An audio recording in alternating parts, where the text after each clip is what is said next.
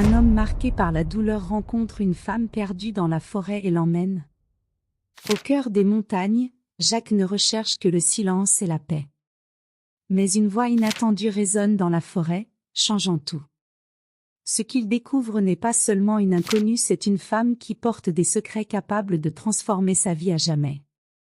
Alors que les dangers se rapprochent, des choix difficiles émergent, et le poids du passé menace l'avenir.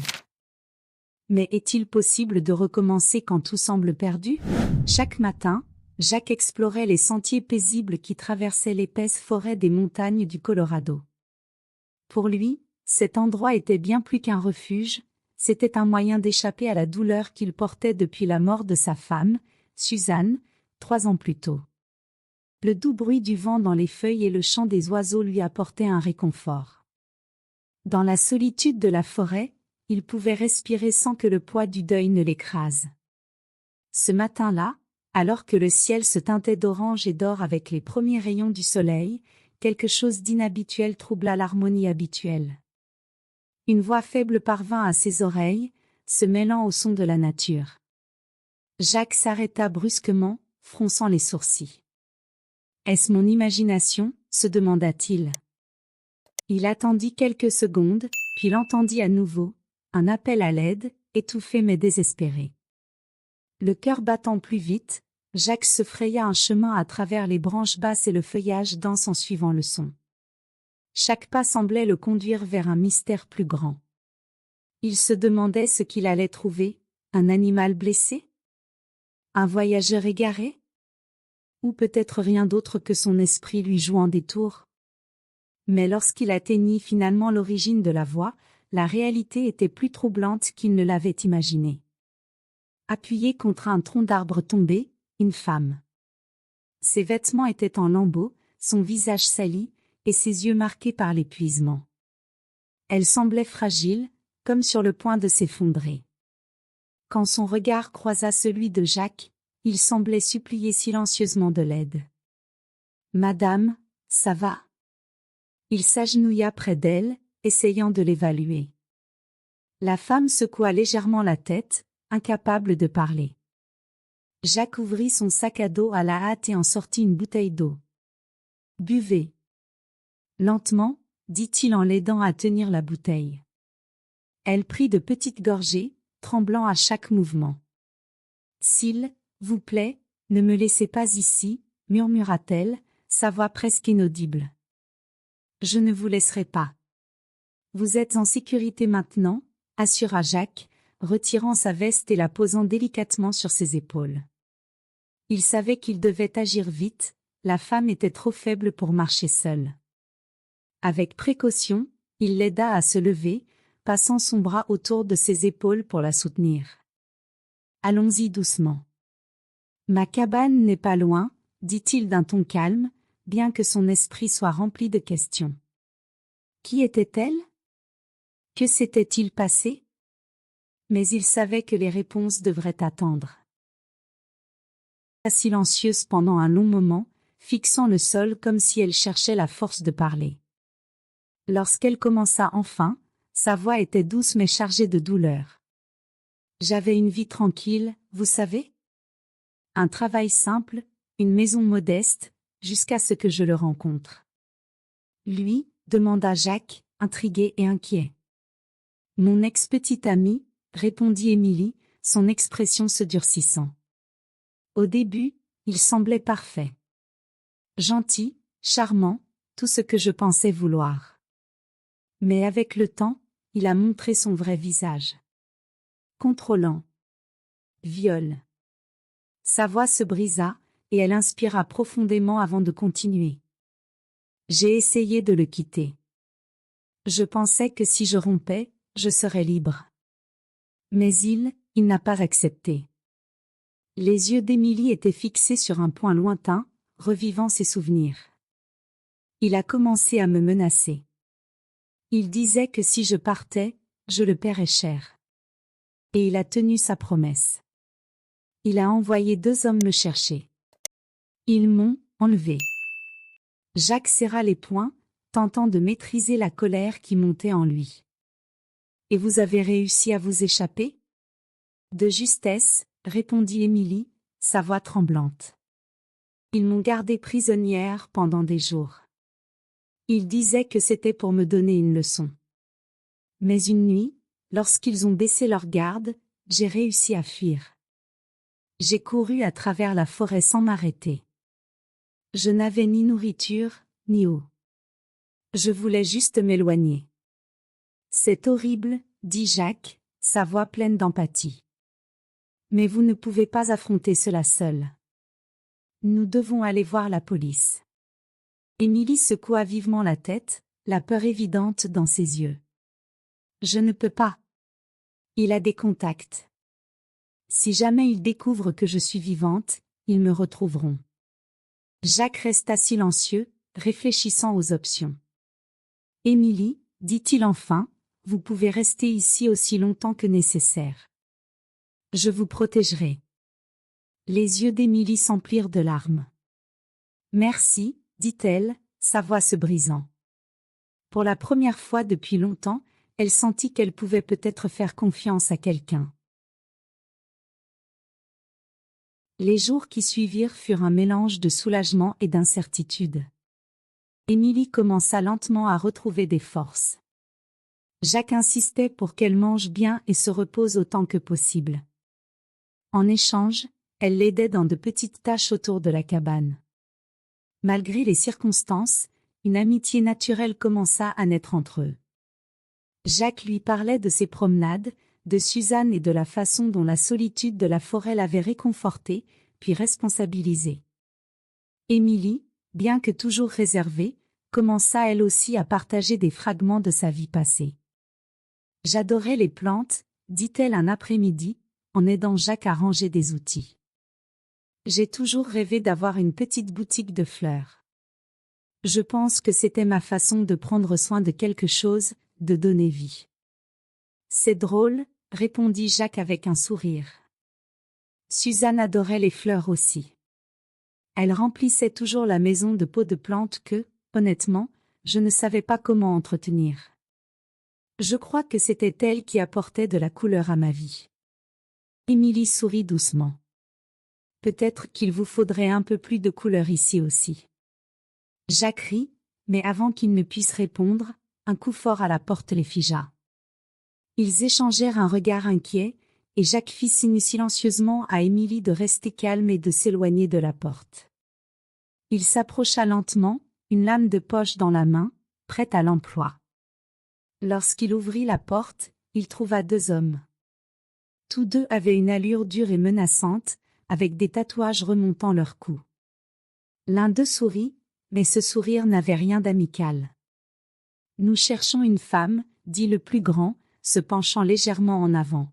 « Quelqu'un l'a vue par ici ?» Jacques garda une expression neutre, bien que son cœur batte à tout rompre. « Je n'ai vu personne, » répondit-il fermement. « Je suis seul ici. » Les hommes échangèrent un regard, évaluant la véracité de ses propos. « D'accord, » dit l'autre homme, d'un ton méfiant. « Mais si vous voyez quelqu'un, prévenez-nous. » Ils s'éloignèrent, et Jacques referma la porte, appuyant son front contre celle-ci pour se recomposer.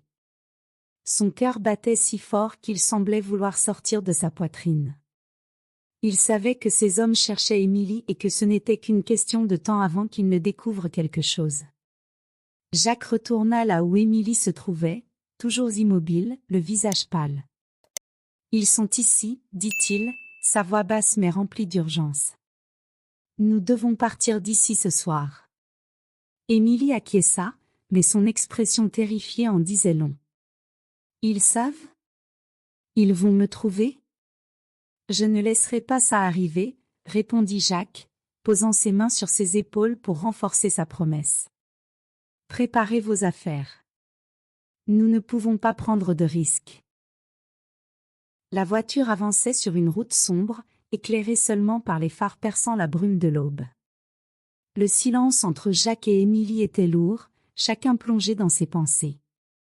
Émilie gardait les mains croisées sur ses genoux, serrant les doigts pour tenter de calmer son anxiété. Jacques, lui, fixait la route, son esprit occupé à planifier leur prochain mouvement. Après 1 heure de route, Jacques brisa enfin le silence. Je connais une ville appelée Willow Creek, dit-il. C'est un endroit petit et isolé. Je pense que ce pourrait être un endroit sûr pour toi, pour recommencer. Émilie se tourna vers lui, ses yeux reflétant autant d'espoir que de doute. Tu penses qu'ils ne nous trouveront pas là-bas? Ils ne connaissent pas ces routes comme moi, répondit Jacques avec assurance. Et Willow Creek n'est pas le genre d'endroit où des gens comme eux iraient chercher. Émilie resta silencieuse, mais elle hocha lentement la tête. Elle savait qu'elle n'avait pas d'autre choix que de lui faire confiance. Jacques accéléra, déterminé à atteindre la ville avant le lever du soleil. Après des heures de voyage, les premiers rayons de soleil commencèrent à apparaître, teintant l'horizon de nuances d'orange et d'or. Willow Creek se dévoila devant eux, semblant tout droit sorti d'un conte. La ville, entourée de montagnes, offrait des rues paisibles bordées de maisons en bois et de petites boutiques. Une église avec un clocher se dressait au centre, conférant à l'endroit une atmosphère de sérénité et de simplicité. Jacques gara la voiture dans la rue principale et se tourna vers Émilie. « Nous y sommes, dit-il. On va trouver un endroit où rester et se reposer. » Émilie regarda la ville avec des yeux fatigués, mais quelque chose dans l'environnement semblait la rassurer. « C'est joli, » murmura-t-elle en sortant de la voiture. Ils trouvèrent une petite auberge chaleureuse tenue par une dame aux cheveux blancs, Mrs. Carter. La vieille femme les accueillit avec un sourire bienveillant, bien que ses yeux curieux s'attardèrent un moment sur Émilie, qui semblait mal à l'aise. « 2 chambres ?» demanda Mrs. Carter en prenant le registre. « Une seule, ça ira », répondit Jacques. « Ce n'est que temporaire, le temps de régler quelques détails. » Mrs. Carter hocha la tête et leur tendit une clé. « Bienvenue à Willow Creek », dit-elle. « J'espère que vous aimerez cet endroit. C'est calme, parfait pour recommencer. » Émilie jeta un coup d'œil à Jacques, qui répondit par un sourire discret. Les mots de Mrs. Carter semblaient porteurs d'un sens plus profond, comme si elle comprenait exactement ce dont ils avaient besoin. Dans la petite chambre modeste, Émilie s'assit au bord du lit, contemplant leurs sacs. Jacques, quant à lui, commença à déballer quelques affaires, occupé à organiser leur nouvel espace. Après quelques minutes de silence, Émilie parla. « Merci, Jacques. Pour tout. Pour ne pas avoir abandonné. » Jacques s'arrêta et se tourna vers elle. « Tu n'as pas besoin de me remercier, Émilie. Personne ne mérite de traverser ce que tu as vécu. Et puis, j'ai fait une promesse. Je vais te protéger. » La détermination dans la voix de Jacques fit monter les larmes aux yeux d'Émilie, mais elle les retint. À cet instant, elle commença à croire qu'il y avait peut-être une chance de laisser son passé derrière elle. Willow Creek ne tarda pas à devenir un refuge pour Émilie et Jacques. Après quelques jours d'adaptation, ils commencèrent à établir une routine. Jacques trouva un emploi dans le garage local, où ses compétences impressionnèrent le propriétaire, un homme amical nommé Hank. « Tu as l'air de quelqu'un qui sait résoudre des problèmes », lui dit Hank en l'embauchant. Jacques se contenta de sourire, sachant que résoudre des problèmes était devenu sa spécialité. Émilie, de son côté, fut attirée par une petite boutique de fleurs. Un jour, en se promenant seule dans la ville, elle décida d'y entrer. Elle fut accueillie par une femme d'âge moyen nommée Claire, occupée à arranger un bouquet de marguerites. « Je peux vous aider ?» demanda Claire, curieuse. « J'adore les fleurs », répondit Émilie timidement. « J'ai toujours rêvé de travailler dans un endroit comme celui-ci. » Claire sourit. « Eh bien, j'ai justement besoin d'un coup de main à la boutique. Si tu as du temps, je peux apprendre quelques astuces. » Émilie accepta l'offre, et bientôt, elle travailla à la boutique. Les fleurs, avec leurs couleurs vibrantes et leurs parfums apaisants, lui apportèrent un réconfort inattendu. Chaque bouquet qu'elle composait semblait l'aider à rassembler les morceaux brisés d'elle-même. Pendant qu'Émilie trouvait peu à peu ses marques, sa relation avec Jacques évoluait également. L'amitié forgée dans la crise se transformait en quelque chose de plus profond. Jacques la soutenait à chaque étape, et Émilie, en retour, apportait une lumière dans sa vie qu'il croyait perdue à jamais. Un après-midi, alors qu'il se promenait dans le parc, Émilie s'arrêta et regarda Jacques. « Tu crois qu'on mérite cette paix ?» demanda-t-elle, incertaine. Jacques prit sa main et répondit, « Après tout ce qu'on a traversé, Émilie, je pense que oui. » Les mois à Willow Creek passèrent rapidement, comme si le temps ralentissait pour permettre à Jacques et Émilie de se reconstruire. Cette petite ville, avec ses rues paisibles et ses habitants chaleureux, devint pour eux un véritable refuge. Jacques travaillait dur au garage de Hank, réparant les voitures et gagnant peu à peu la confiance des habitants. Émilie, quant à elle, s'épanouissait littéralement dans la boutique de fleurs de Claire. Chaque jour à composer des bouquets semblait l'aider à recoller les morceaux de son existence. La maison qu'ils avaient louée ensemble était modeste, mais elle se transforma peu à peu en un véritable foyer. Émilie décorait l'espace avec des plantes et des compositions florales, tandis que Jacques fabriquait des étagères et des meubles pour rendre le lieu plus confortable. Ensemble, ils transformèrent cet abri temporaire en un lieu chaleureux et accueillant. Un matin de printemps, ils prirent leur café sur la petite terrasse, entourés par l'odeur de la terre mouillée et des fleurs en pleine floraison. Le soleil se levait doucement entre les montagnes, baignant la scène d'une lumière douce et dorée. Émilie tenait sa tasse, regardant l'horizon, mais son esprit semblait ailleurs. « Tu crois qu'on a vraiment laissé le passé derrière nous ?» demanda-t-elle soudain, sa voix basse, presque craintive. Jacques posa sa tasse sur la petite table en bois et tourna son regard vers elle. « Je ne sais pas si on peut vraiment tout laisser derrière, » répondit-il honnêtement. « Mais je sais qu'on a trouvé quelque chose ici qui vaut la peine d'être protégé. » Émilie se tourna vers lui, observant son visage à la fois sérieux et bienveillant. Jacques avait été son ancre depuis le jour où il l'avait trouvé dans cette forêt. Malgré toutes ses peurs et ses incertitudes, il avait toujours été là, constant et fiable. « Je ne sais même pas comment te remercier, » dit-elle, la voix tremblante d'émotion. « Tu m'as donné une chance de vivre à nouveau. » Jacques sourit doucement, mais une ombre de tristesse traversa son regard. « Tu n'as pas besoin de me remercier, Émilie. En réalité, je pense que tu as fait plus pour moi que tu ne le crois. » « Comment ça ?» demanda-t-elle, surprise. « Après avoir perdu Suzanne, j'ai cru que je ne pourrais jamais me sentir vivant à nouveau, » confia Jacques.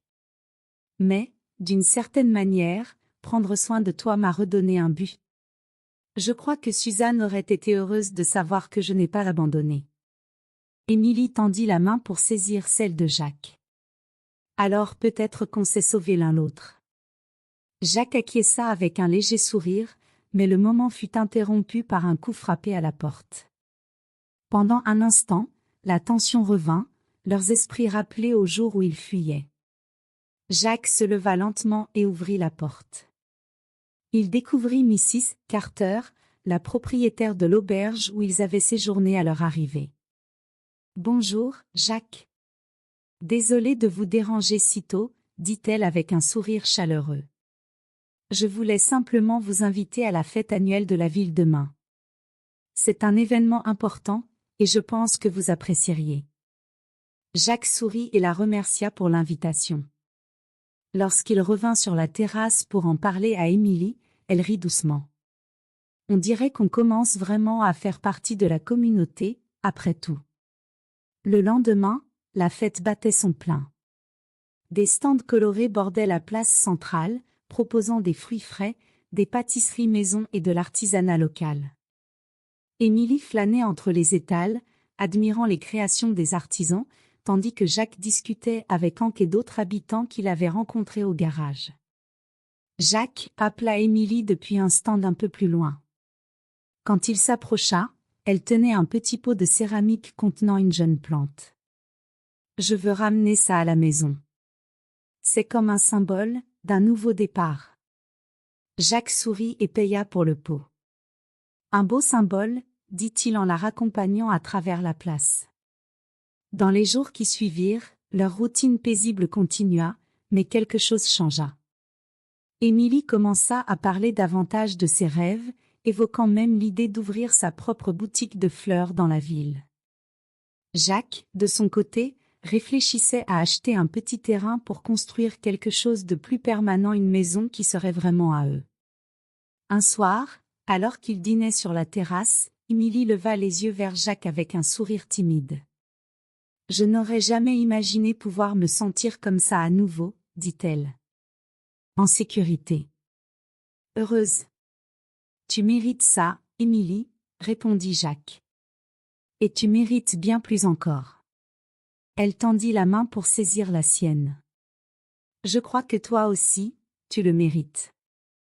L'amour entre eux, qui avait commencé comme une amitié forgée dans l'adversité, était devenu quelque chose de tangible. Ensemble, ils avaient trouvé quelque chose qui valait plus que toutes les douleurs du passé, l'espoir et un avenir.